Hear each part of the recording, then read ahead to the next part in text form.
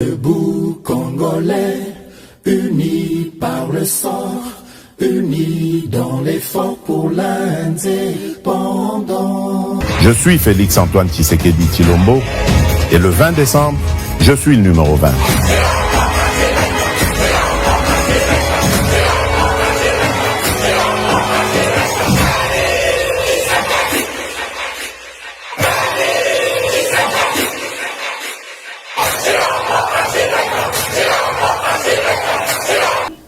Boye malamu na bandeko balandi GCAM télévision bino ba ebopona émission na bino ba éclairer debout congolais bipa nyonso bozwami à travers République démocratique du Congo Samba Olonga Azane Sengo ya koyeba bino ebele. Merci na bino pona fidélité na bino, merci pona confiance oyo bo renouvelaka chaque fois na bolandi émission oyo ya ba éclairer debout congolais. Justice yanzambe iratakate, justice yanzambe ezali meilleure justice parce que nyonso biso to salaka, nyonso to posaka comme acte sur terre ezalaka na litomba na yango. Yoko kanisa te ki naza ko sala yango ya muke to naza ko sala yango ya munene, nazo sala mabe ya muke to ya munene. Un jour ou un autre tu finiras par récolter les fruits. Si ce n'est pas sur cette terre, sache-le bien que même dans l'au-delà, tes actes te suivront et tu vas payer les prix. Alors, ce que vous avez sala mabe, yeba yango ki vous avez sala mabe, même pour la génération non future, les bateau baza maudit jusqu'à la 1000e génération. Pourquoi? Semence ya mabe ya tata moko ya moyibi ya kala. Les avez sala ke bana ba continuer à souffrir tilelo. Ce qui peut découvrir yango te okufika ka na pasi. Et singeli to bongo la bizaleli na biso to yeba ko sala ka malamu. Sala examen de conscience yeba malamu, ozali mopanzi nini ya malamu. To ya mabe soki ezali côté ya mabe nde yo ozali eza pétard te po yo ozonga na nzela ya malamu. Actualité na biso ezali toujours dominé na campagne électorale. Lobby na Lubumbashi, Félix Tshisekedi arrêtaki tant. En tout cas, marée humaine ou ezalaki wana pona ko ya ma candidat Félix Tshisekedi ezali ko confirmer selon plusieurs observateurs que balance électoral et ko bouger mouké par rapport ya batu ndenge bazalaki ko estimer ce que peut être le pourcentage ya bato ba ko voter Félix Tshisekedi. Nous parlerons de ces meetings de Lubumbashi où Félix Tshisekedi a expliqué à la population louchoise de venir l'accueillir, venir l'écouter ndenge ni nezali mabe pour voter candidat ya ba étranger, conséquence nango ezali nini. Bato oyo basimbaki katanga mikolo elekaki basalaki nini. En tout cas maloba ya tata mokonzi ekolo candidat à sa propre succession Félix Tshisekedi ezangaki te ko défrayer chronique. Nous allons en parler dans cette émission. Félix Tshisekedi avait-il bien dit ou bien il a débordé? Ndenge toujours na campagne électorale ba débordaka bato musu bazali contenté que candidat na bango azala traité des candidats des étrangers, surtout que ezali na bato bazali pe spécialiste ya kozwaka maloba ya mutu pona ko placer yango hors contexte nango. Il y a une opinion qui tente de faire croire aux Congolais que Félix Tshisekedi a minimisé la langue swahili, a minimisé la langue moko ya étranger. Nous allons en parler dans cette émission. Après le succès à Lubumbashi, Félix Tshisekedi continue sa tournée des campagnes électorales toujours dans la province du Grand Katanga. Mais cette fois-ci, Félix Tshisekedi venait d'atterrir, il a fait un meeting à Likasi. Là encore, c'est une foule monstre. Félix Tshisekedi délicasi pour na kokende vers collège. Félix Tshisekedi a sali les sous escale na fungurume et pas wapi bazaye kozela les sous na batu ebele marée humaine pe les sous toloba yango ezalaki pour éviter na agenda na ye, mais bato baza kuna baza pe na bosenga na ye aleki les sous na fungurume avant akende kosili sa journée na ye ya lelo na kolezi pour campagne na ye et continuer. Nous allons revenir sur cette campagne.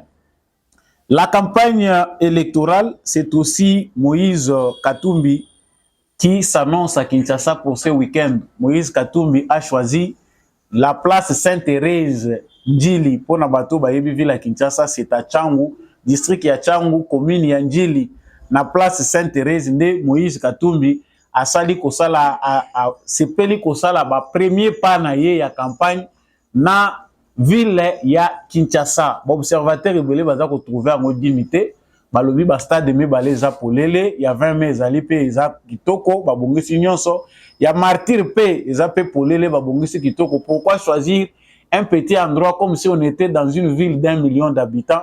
Nous allons revenir aussi sur ces sujets. Ya mwete tolobela ba candidat mususu oyo bazali ko continuer ko mona na te na campagne. Boyaki ko luka nini?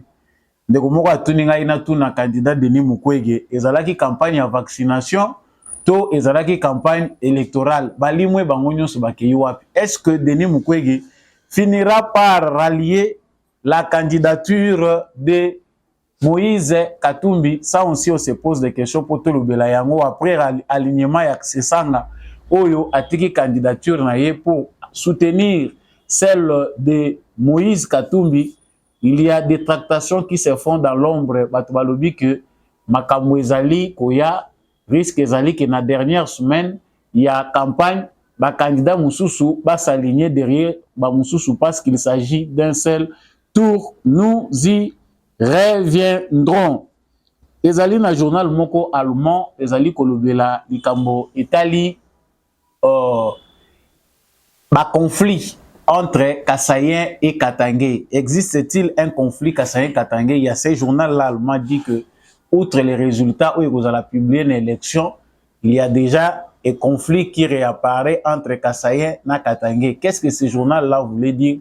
Tokozongi la point wana, la parenthèse na émission na biso, ya mwete, tosu kisa, nandeko moko, na Kassaï central, na territoire ya Demba. C'est pour ça qu'il y a une vidéo, on a l'obligé vulgariser. Voilà le type de Congolais dont nous avons besoin. Nakati ya République démocratique du Congo, ce n'est pas ceux qui investissent en politique. Ndeko wana tongi mini barrage na ye na territoire ya Demba na Kasai central.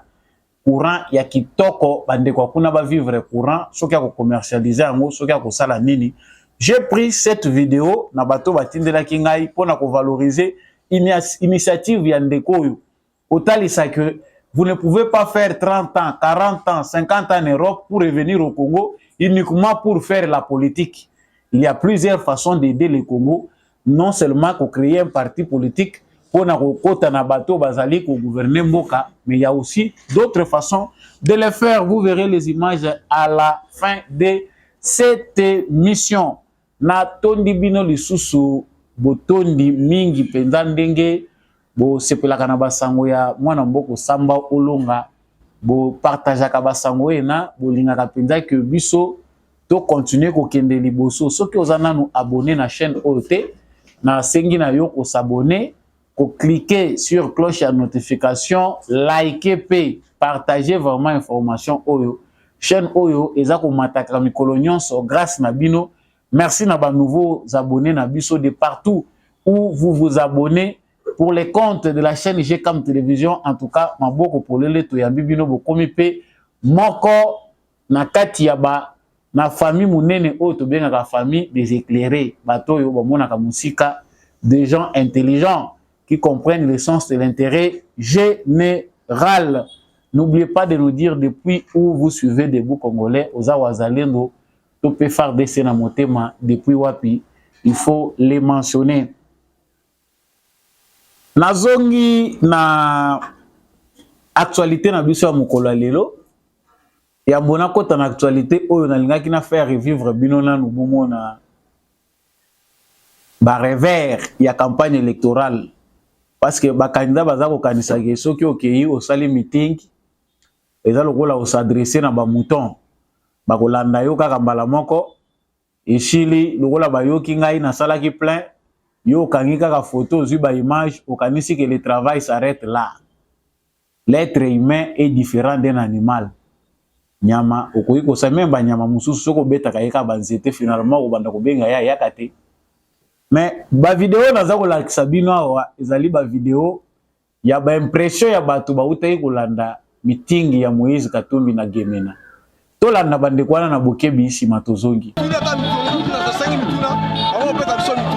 Ya abini alobika makamalo bebe na makasi bele dafa abi abonga biso nzela abonga otia biso mai pe ya bokeso stade autorisé kama aloba ya lobi to mita de réalité aussi c'est peut être soka koya ke suna moko on dimite mama lobi ça le matin ah ko ça le matin on te baki otala ye to de ndeni to yaki ka to so mba to so nga to ni ko zaka mba to so ngisi mais mama lobi comprendre ko comprendre mo to 5 coups de mitu na pas de so mitu la tête alors to yaki to so mba to so nga ko te mba na biso ko to lia mais parti absolu ta boloba tant parti ya mais c'est ta boloba parti to ta tuna ni mitu na bele ba to répondre kasi ya ye mitu na ba bo répondre biso et lobi ka mali nani mama sikini mo lobi biso ba to yaki pona ye ko tiko ka biso ne c'est bon merci donc otala Moïse bon en réalité toyoka kotala Moïse bon toyoka ka Moïse mais ça première fois pas tout le monde a et pas na biso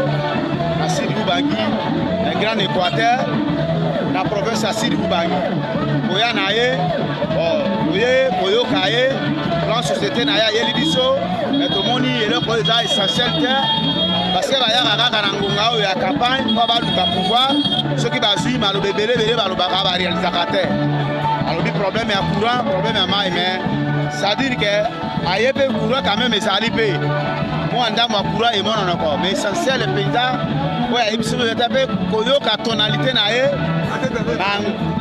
lingala na ye tozo comprendre te aza congolais te toyebi te aye mosi na ye aza te baninga baotambola na mama apresentaka mama na bana apo toyeba bango ayeka ye moko epuis maloba na ye ezosalaka bato nde bazolakisa ye koloba estce congolais balakisa ye koloba bazolakisa ye koloba tozomona mama sikini lili azokoloba ye azopesa ye maloba nde alobaka aokende akale azobele ko voilà nasekaki mingi naseki penda nalobi démocratie na biso ekomi kokola parce que peuple congolais akomi penda kokoma na niveau ya maturité oyo esengeli.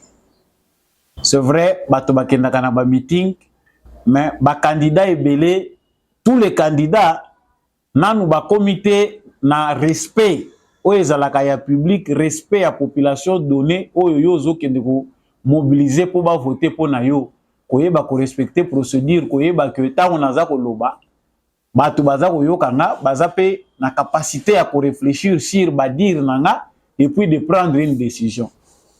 Moïse Katumbi a salagi meeting na ye pour lui en tout cas c'était un succès mais en tout cas yeba kiteke na ce débat pe ezalaka mutu na mutu yaka na motivation na ye. Tout celui qui vient dans un meeting ne vient pas forcément parce qu'il aime les candidats.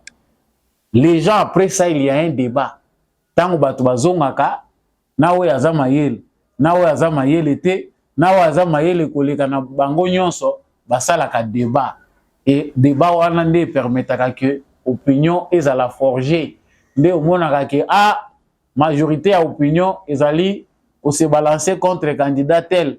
En tout cas candidat numéro 20 aza na tête ya sondage bato bazali très optimiste vis-à-vis ya candidature na ye. C'est ça le débat. Mais ba candidat na biso ebele nanu ba comité na niveau ya ko évaluer ya ko analyser oyo ezali raisonnement ya ba électeur souci ya ba électeur pe offre politique oyo ko pesa na contexte nini ko pesa la yango.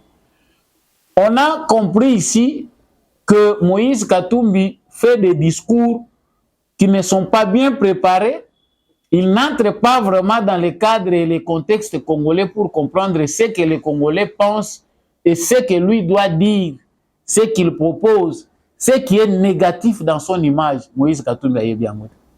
Bande kwa na boza komona muto oyo azui bango na image a interviewé bango ndenga azui bango na nzela azui bango na esika meeting esili ayoka impression ya bato bawuti koyoka. Tango biso tozoko lobaka na ba émission na biso tozoko ganga eza na bandeko balandaka biso tina ba numéro na biso ndenge totielaka bino yango pour dire que toza contre tozako loba biloko existaka te. Ça c'est sur terrain. Moïse Katumbi alobi na ye bango balobi mais makambo aza koloba pe tozoyoka ngo bien te azokoloba ngo na munoko nini azoloba lingala po biso toyoka to azoloba nini. Déjà bato baye koyoka meeting bayebi ke mutu na oyo bango baye koyoka za na déficit oyo liboso bango bamoni déficit intellectuel to chana no mupanzi, déficit d'abord ya koloba munoko moko correctement, ba tu pe ba cerner message oyo linga ko pesa na bango. Eloko ya mibale moto moko alobi wana amoni ke ye penda na ino to comprendre te pona lina ye pa na biso. Eloko biso tozali koluka to yeba baninga nyonso baza kolekaka na basi na bango na bana na bango, me ya yawa mwasi te, tomoni mwasi na ye te, aye kaka ye moko. Toza koyeba pete lingala koloba eza ya étranger, est-ce kaza congolais to yebi te. Ah bah tu vas organiser que c'est au village il faut aller tromper aux gens. Attention, c'est peut-être en ville où les gens rêvent, sont distraits. Au village les gens réfléchissent, les gens sont constants, ils sont objectifs. Ceux qui balingi balingi, ceux balingi te balingi te. On nous a beaucoup trompé que dans le village ne peut pas y avoir bagenda koko sabatu. Détrompez-vous. À la campagne, dans la fin fond village wana, dans ces calmes-là, les gens réfléchissent mieux. Voilà pourquoi les villageois quittent les villages. Aye na ville, au moni akuti batu baza na ville, bazo bina bazo sapé, aleki akomi na sommet abandi ko diriger bango. Regardez cette réalité-là, que vous soyez dans n'importe quelle ville dans le monde, vous verrez que les gens qui sont dans la capitale sont complexés, complexes moko ya supériorité. Ah batu wana batu apamba wana solo batu mboka, mais batu mboka wana mutu bayaka baye koleka bazo onza bango. Moïse Katumbi pensait que c'était un acquis. Ah, quand même, meeting n'angé sali batu. Non, les gens viennent écouter, après ils évaluent. Outre la popularité d'un candidat, sa notoriété, image oyo candidat wana azali kopesa. Parce que tout ça, ça s'analyse. Bakota la paix fond, il y a discours na ye. Est-ce qu'il a convaincu? Binomoko Bolandi, batu balobi, en tout cas, à convaincre te. Moussousou koutou très loin à lobi, qu'il y a qui n'est ko lukambongo. Na yaki po na yoki bazoka bola mbongo, yango ngape na yaki na yango landa. Chers candidats, détrompez-vous. Oh, bazako sa il a biso fausse campagne te. Soko lobi bien au convaincre. Bato bako pona na bango yo sur base que au convaincre bango.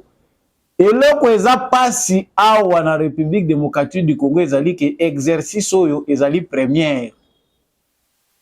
Modestie à Félix Tshisekedi ndenge na lobaka ngone émission eleki eza ko apprendre ba candidat ebele baza na faille ya marketing politique. Ils ne prennent pas au sérieux leur campagne.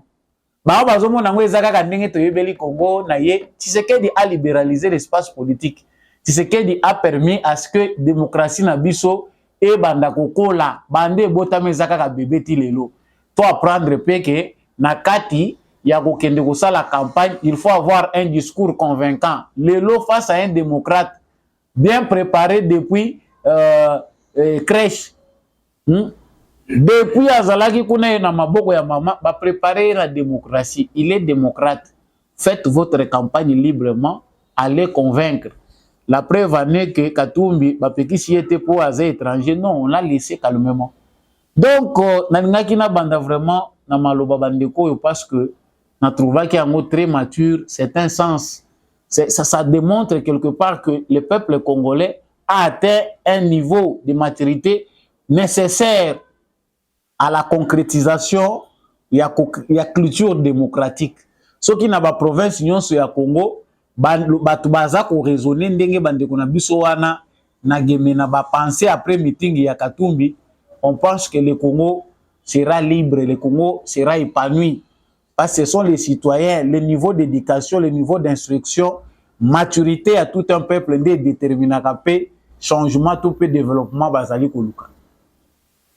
Félix Tshisekedi a arrêté tant dans Lubumbashi, en tout cas il était très attendu là-bas, mais full monstre marée humaine oyo et salemaki na Lubumbashi, en tout cas ezali a féliciter.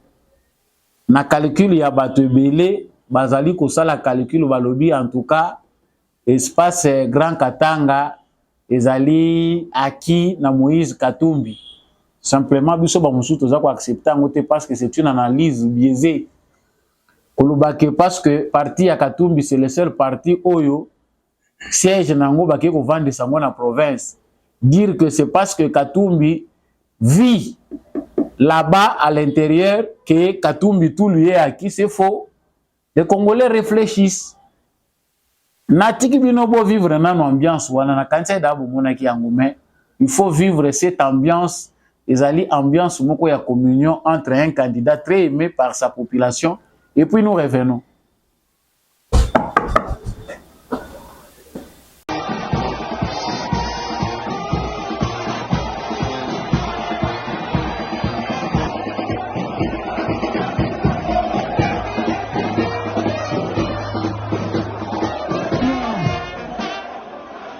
Voilà, ça c'était l'ambiance. Katumbi zonga epana bino. Oza congolais te. En tout cas, mieux vaut dire calmement à ceux qui sympathisent avec Moïse Katumbi, Bato Bazali, ou penser que bakoyi ko voter Moïse Katumbi, que ce n'est pas Félix Tshisekedi qui a entonné cette chanson. C'est une chanson chantée par les Louchois eux-mêmes. Bango mokonde ba inventé nzembo na bango baza ko yembango. Moïse Katumbi aza congolais te akende pa na bango. Mais eza na bandeko oyo e blessé bango tellement que toza lisusu kimia te na ba réseaux sociaux.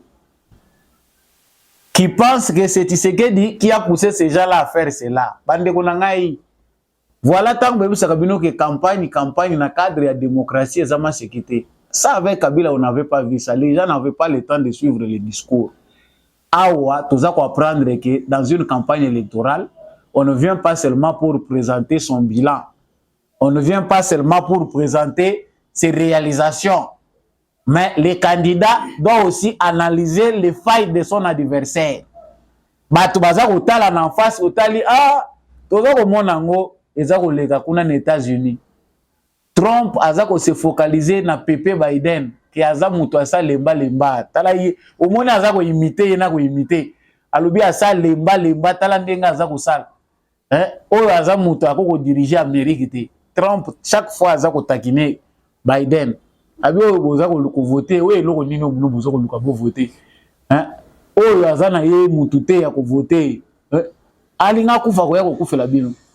C'est ça aussi ça la campagne, c'est ça aussi ça la guerre en démocratie. Toko beta na makofi te toko chuba na bambelite, mais na munoko na maloba par les choses vraies, il faut attaquer l'adversaire.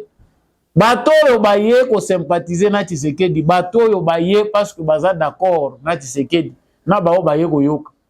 Ba moyi na bango ki en tout cas pona bango, adversaire aza na défaut moko ya munene. Oyo biso toko ko tikela etanté, c'est qu'il n'est pas congolais. Ils nous rejoignent, nous autres qui avons chanté depuis longtemps, depuis des pères et des mères, des pères et des mères. Et ça logique, te, moutou tata na yaza juif, maman na yaza na Congo te, aza na Zambie, et c'est connu. Si les Congolais chantent, c'est là est-ce que comme ils péché, bino bolo bakeno, ils allaient tendance séparatiste. Tu sais que d'accord peke sabango. C'est vrai de condamner, tu sais que d'acheter chanson na monokaba, tout est entonné en côté. Je voulais suivre maintenant aussi une partie à discours. Toyoka, discours Oyo Félix Tshisekedi apesi na bande konabiso balushwa bakatangi en général. Appui, sans votre soutien, Tokolonga Bitumba anate. Bitumba ezali makasi. Mais Monguna abangaka eloko moko tango peuple congolais était les makari. Soki totelemi bakokoka eloko moko te.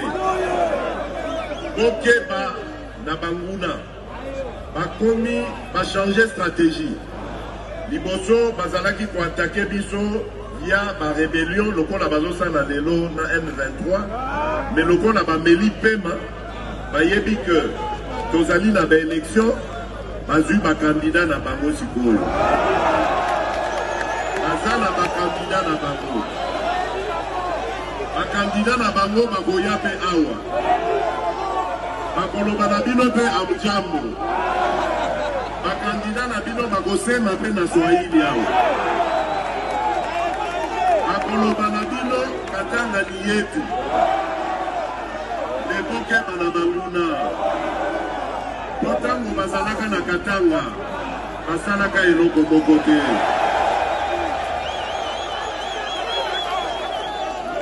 Tozali na bana mboka ya solo. Tozali na ba gouverneur lokola Yabula. Yabula asali stade na ye mon côté. Kiabula a sali société de transport privé. Kiabula a bomi SNCCT. Quand Kiabula y est, biloko wana nyonso bandi kotokwama. Parce que anandi vision oyo na pesa kiye. Ya kosale na peuple ya bana Katanga. Soki bokei na Lualaba, bokokuta mama Fifi Masuka. Azui vision. Ya kotonga aéroport dans la capitale mondiale du cobalt. Alors que Oyo Bazalaki Awa, O Bazalaki Kolobanabino Katanga Nieti, Basala et Loko Mokote. Au contraire, Balandi Tina, ma petit commerçant, ma komi Koboto la bango Tina, ma tomate, Tina, ma makala.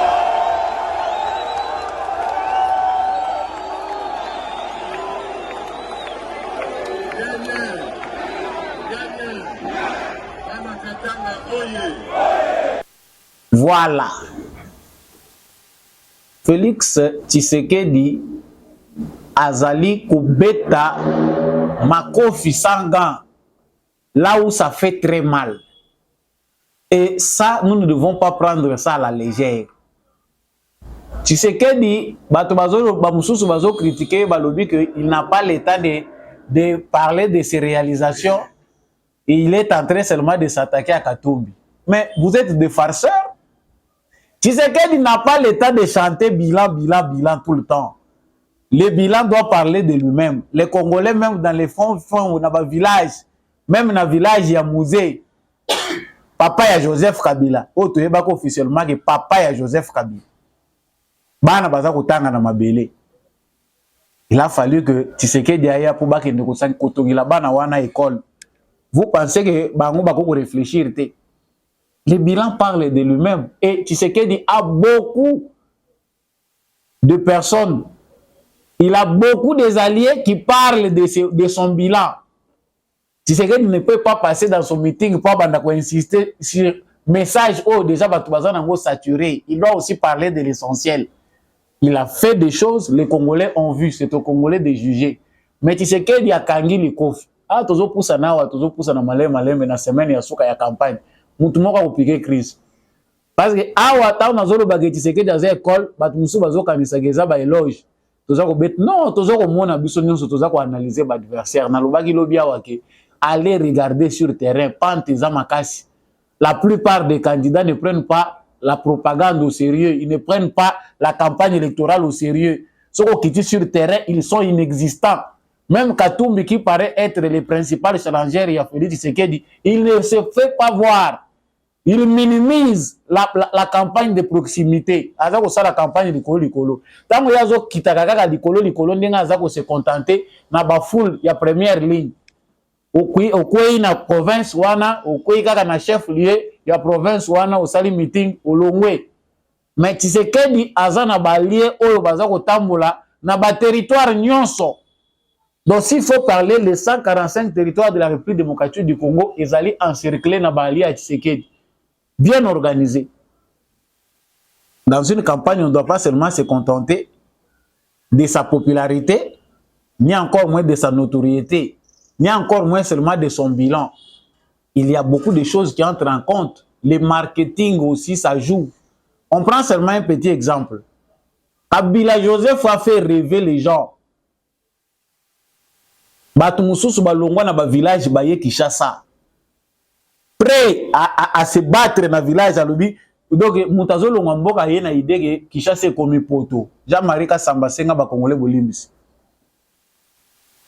Baza ko lakisa ba image ba métro ba musu ba lobi déjà ba si ba tongiango la ba bazo rêver ba lobi Kinshasa ba lakisi 30 jours lobi à Kinshasa donc comme poto. Je pense que quand je dis là nos frères oyo ba utaki pe na ba intérieur ya Congo ba utaki na ba province mususu ba na capitale Kinshasa tant ba komaki na Kinshasa ba monaki ba réalité ndenge mususu. Mais on ne parle pas de la démagogie, ici on parle aussi na marketing où il faut permettre que les candidats soient visibles. Ça on sait que Tshisekedi c'est un bon marketeur, il comprend ndenge nini image ya mutu bako ko vendre ngo, il ne se contente pas seulement de sa popularité. Tshisekedi akangi likofi ya liboso, chuki ya liboso atali faiblesse adversaire oyo. Il est l'ami d'un réseau mafieux. Il est partisan d'un réseau mafieux international. Ba mafieux wana internationaux baza ko lukaka ba dirigeaka ba pays dia ba ami na bango ba commerçants. Ils se choisissent des candidats qui les ressemblent, ces mafieux-là internationaux. Objectif na bango eza, lorsqu'ils ont un commerçant à la tête d'un pays qui a tout ce dont ils ont besoin, ba yebi ke pona bango, c'est le pari. Pays wana ko la transformer na paradis fiscal.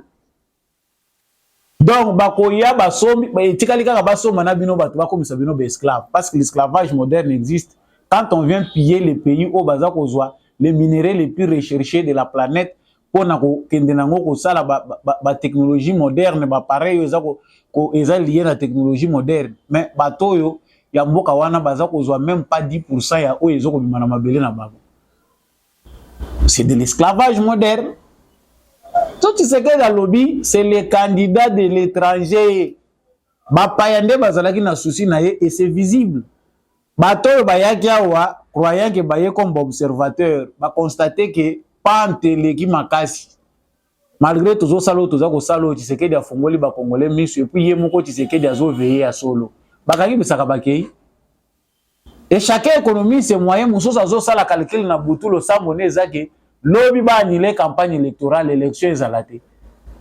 Ndenge na utaye ko lobela ngwa likambo ya média wana allemand, j'ai oublié le nom, l'article m'a échappé na belément na zaye ko collectionner out. Ces médias là allemands se positionnent sur les conflits Kasayen Katangé. Peu importe les résultats, comme ces conflits là ressurgit. Donc bango ba moni déjà élément na bango ya commerce, élément na bango oyo bango ba ko s'appuyer nango. Donc, la division des Congolais paye. Est-ce qu'il y a réellement un conflit entre Kasayen et Katangé?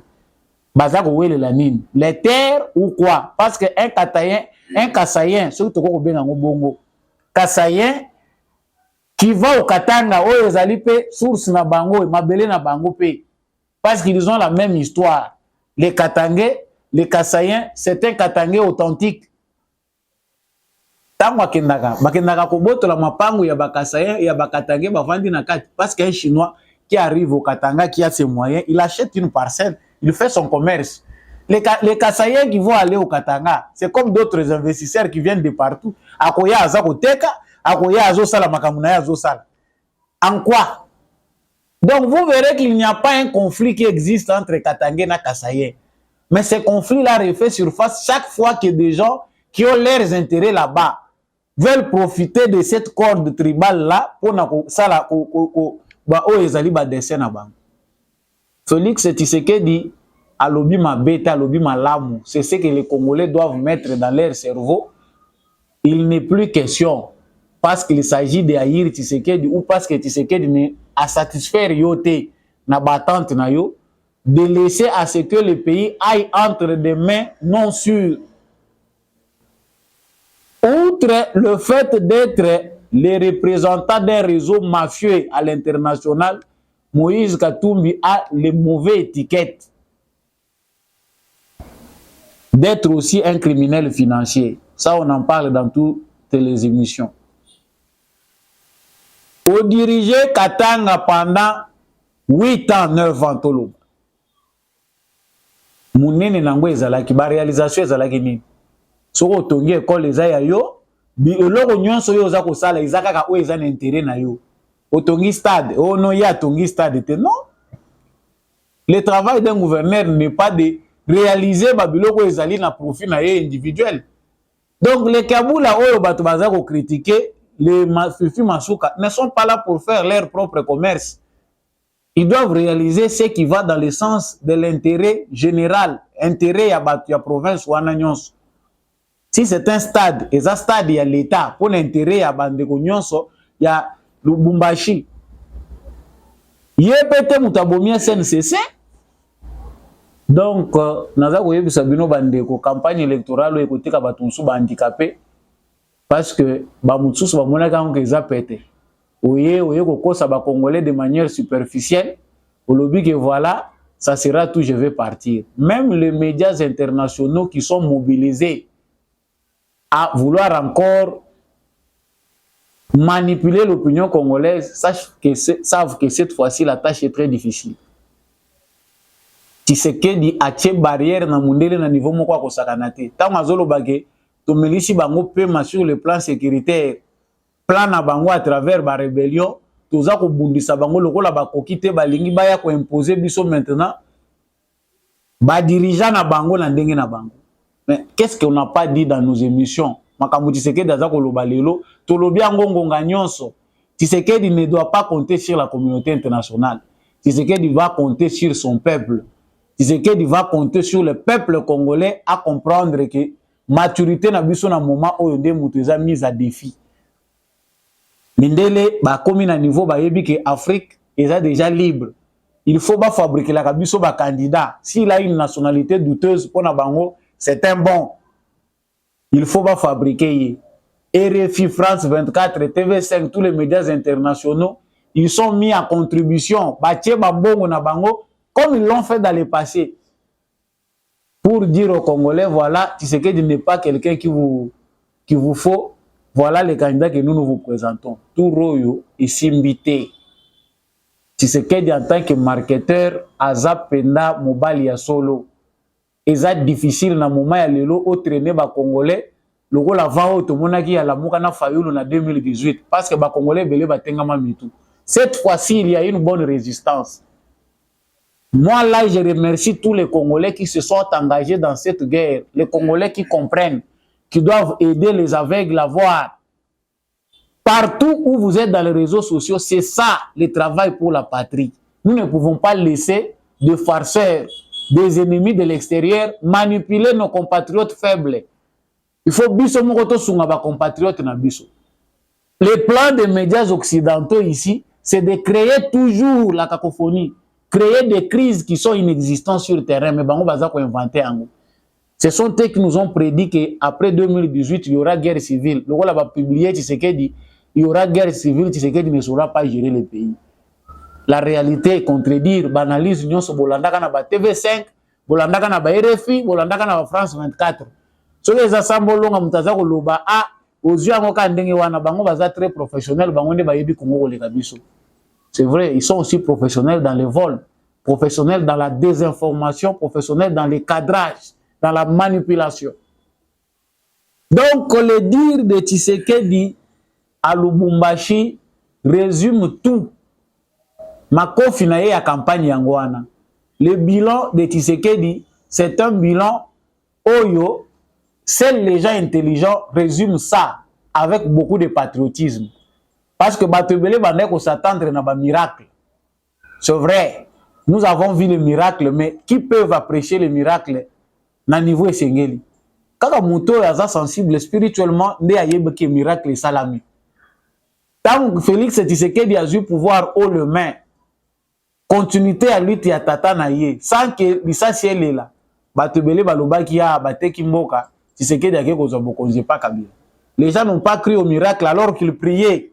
Zambe sunga biso makile tangate. Mais tant makile tangite, Kabila zui atiki pouvoir na malemba bimi par la grande porte. Batebele ba pesi Tshisekedi Mukongo balobi wana ya bisote. Les gens des fois ils prient.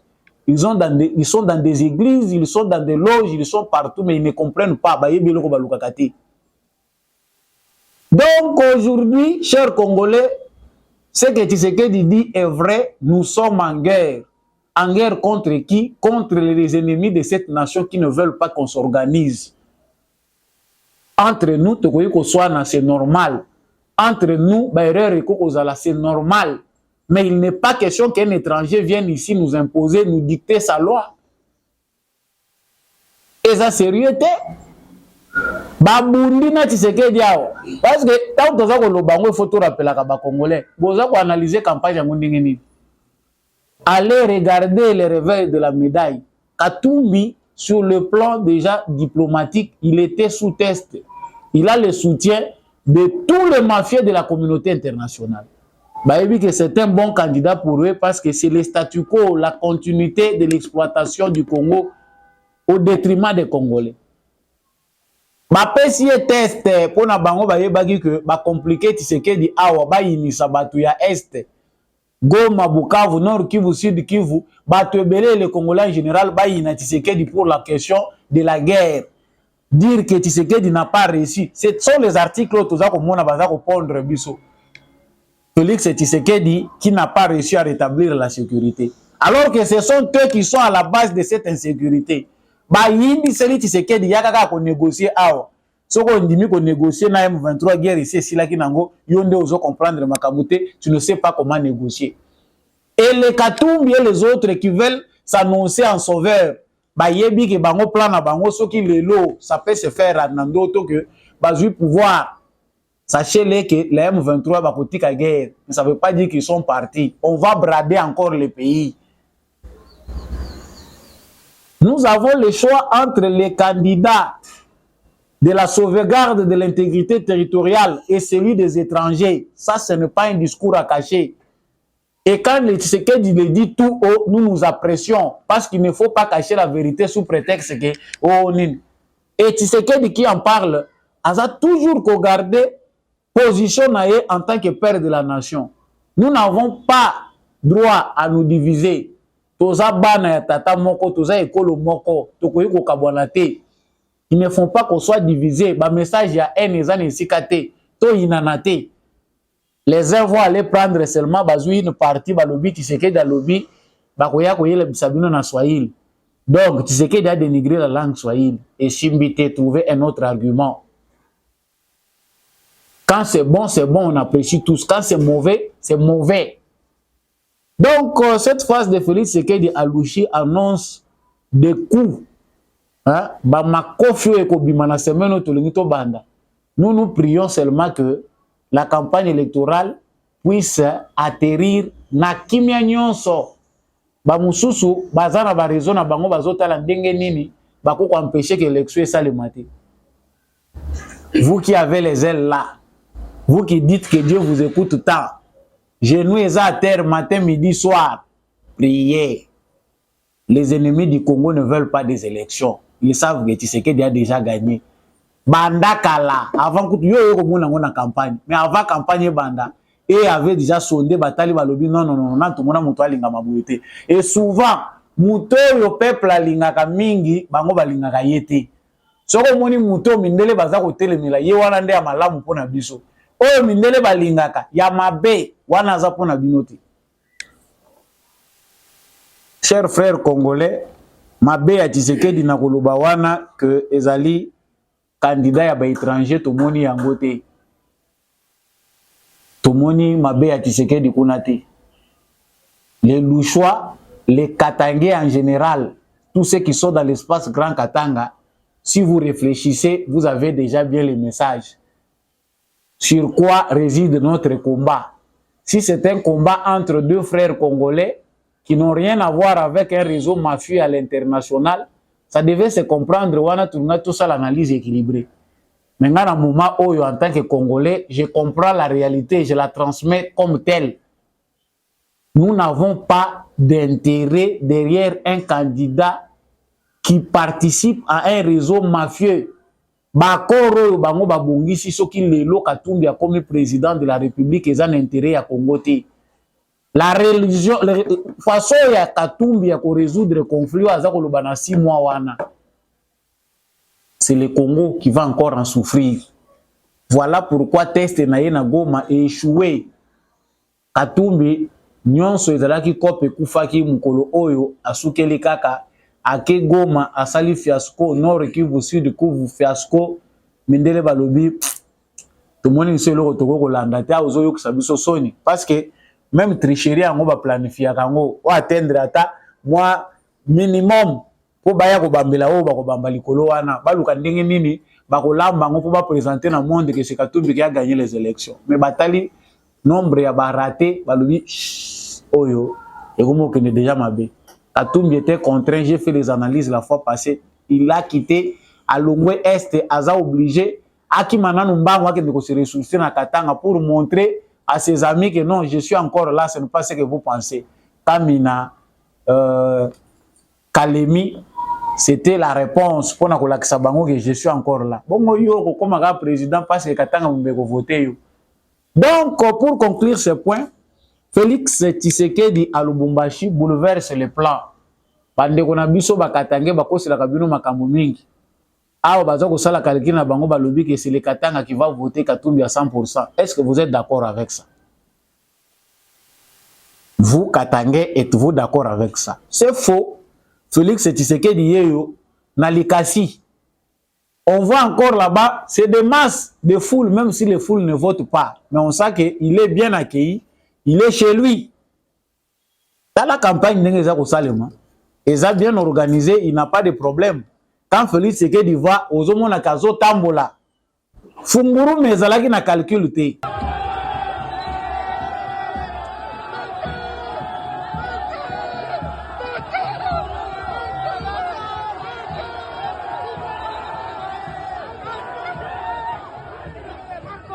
Voilà, ça c'est à Likasi où Félix Tshisekedi passe parce que les lois ezaka ba classaki Likasi na Kolwezi. Mais là on trouve bien tout ça comme on ngo que na Likasi c'est encore un plein. Alongwe Likasi fungurume pe baza kozela les images oboza na minute na kata komona c'est ta fungurume alongwe Likasi accueilli na fungurume.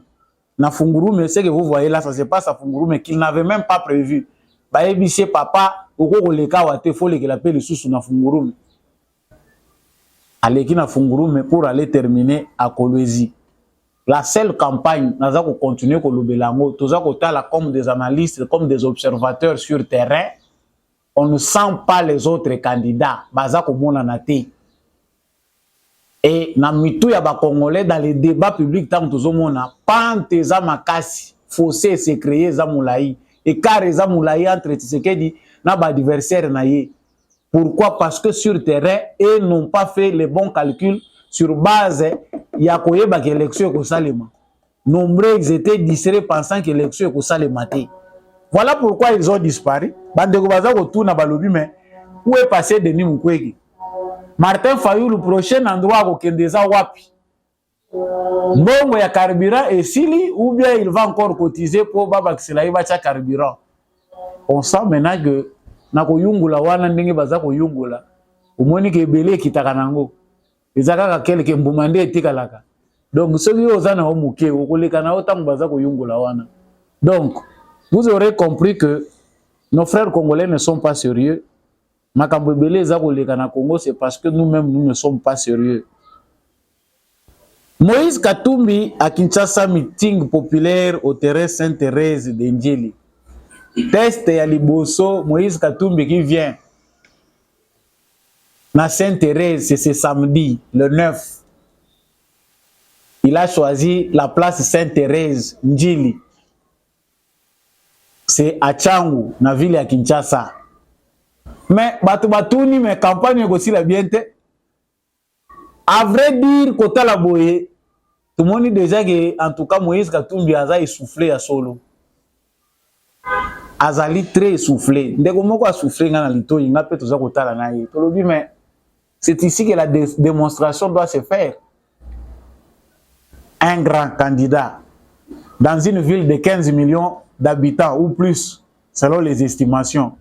Vous choisissez un terrain qui ne peut pas contenir 200 000 personnes ou 100 000 personnes.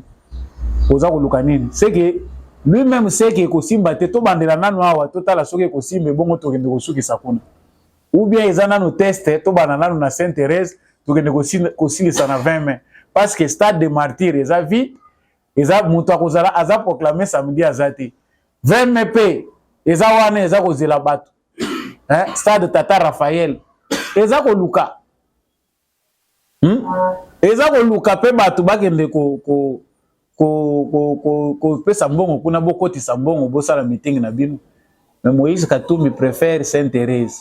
Oh là là là là. Donc vous comprendrez que politique oyo ya baza kotindika yo matindika.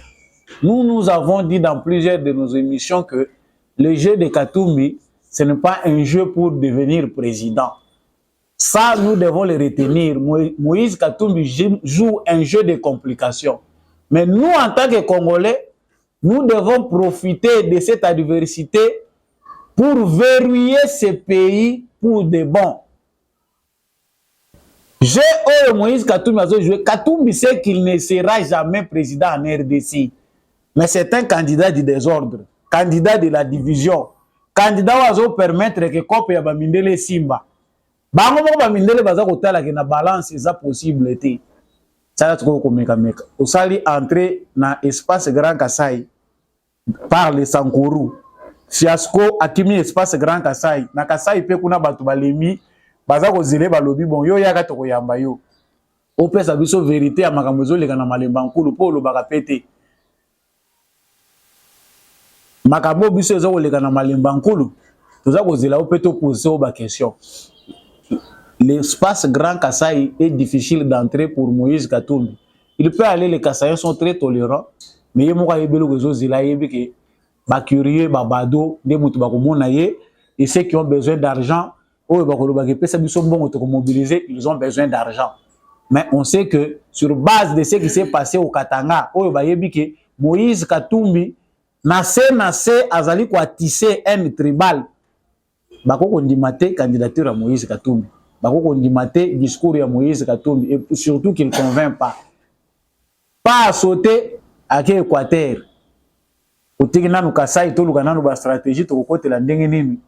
C'est ça qu'on va aller mobiliser. Il fallait attendre ce ça pour aller faire les bons jeux. Peut-être que comme ce ça est venu, le jeu sera facile pour que Moïse Katumbi fasse une descente triomphale. Mais ça qui bat tout que ça facilité. Awa sikoyo tokende ko banda na Kinshasa. Et on voit que Kinshasa aujourd'hui l'opinion est sondée. Kinshasa qui d'habitude vote toujours pour l'opposition. Mais awa toza kota la Kinshasa est bougé et basculé. C'est vrai que tout n'est pas encore fait.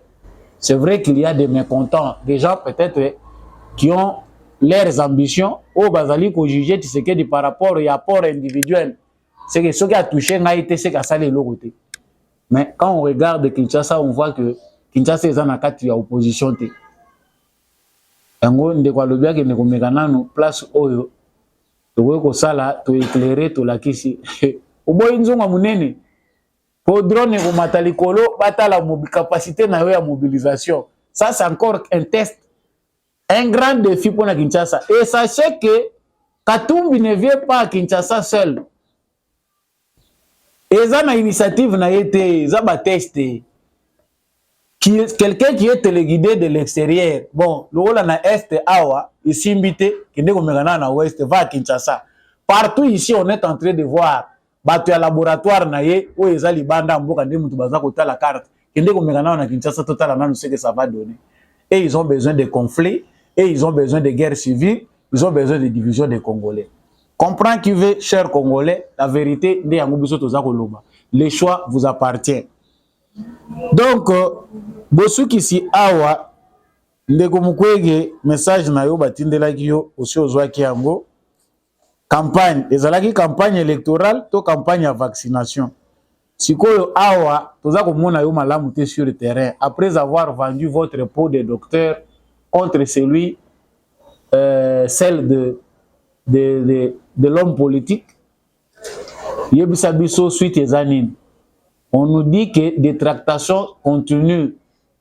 Au lieu de négociateurs, négociateurs congolais, c'est des pressions qui viennent de l'extérieur pour chercher déjà au rallier Moïse Katumbi. Atabinomoko. C'est trop tard. Botiembongo ebele, mais edendi, dikolo ya mabanga. Maintenant, il faut forcing, bazako tchak mukwege pression que a rallié Katumbi. On cherche maintenant déjà, bozako rallier bango wana na tokomi na suka. Ndebini bokomi ko luka batuni boko tchana bango poa. Quelle honte. Eza pas chimique.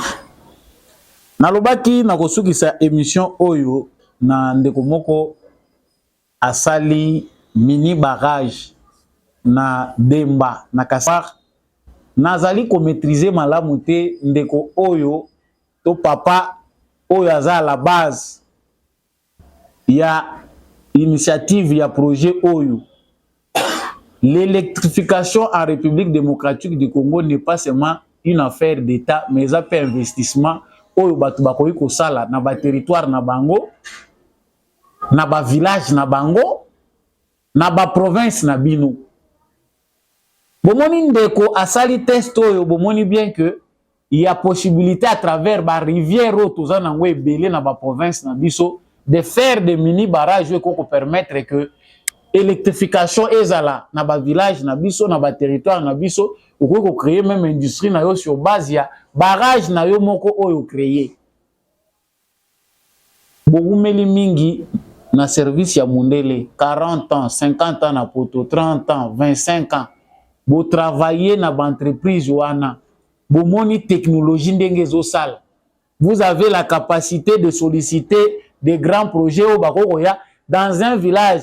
Oyo possibilité ezali que potentiel ezakuna soki mwa courant emonani mwa ba forage ya mai emonani développement ekoti bande konanga bino boyeli biso kaka ba parti politique bon ça la nenge kunde kwa aza ko sala voilà ce que nous attendons. L'État ne fera pas tout. On crée ici des conditions propices pour permettre que ba Congolais ba contribuer bango moko na développement ya mboka na bango. Il y a des endroits où les gens n'ont pas d'eau, n'ont pas d'électricité, seulement sur base de la mauvaise foi. Si la politique est là qui milliers malamu pour que un peuple devienne riche, pour batuba comme riche, il faut bison soko dans la politique. Mais le mongo bakabiliste bayibi et servir pour nous rendre bison sur les restes riches. Mais pendant 18 ans de pillage, cet argent-là est parti où? Mongo ya moyibi ba investissa kanangoti. Mais l'argent qui peut nous aider ici à aller plus loin. C'est l'argent de vous les Congolais. Bokei, ba migration, ceux qui sont venus puiser en Égypte pour faire aussi leur grande puissance. Bayaki kotanga en Égypte, basalaki nyonso bakei. Tango Égypte kufi ba royaume mususu, ba empire mususu pe ba civilisation mususu pe botami ekomi pe makasi. Vous êtes allés, la civilisation occidentale est attirée bino. Vous en avez profité. Mais aidez vos pays. Retournez chez vous. Oh, retournez chez vous. Non, vous aussi beaucoup prenez le peu que vous avez, adaptez-vous. On sait que c'est difficile. Mais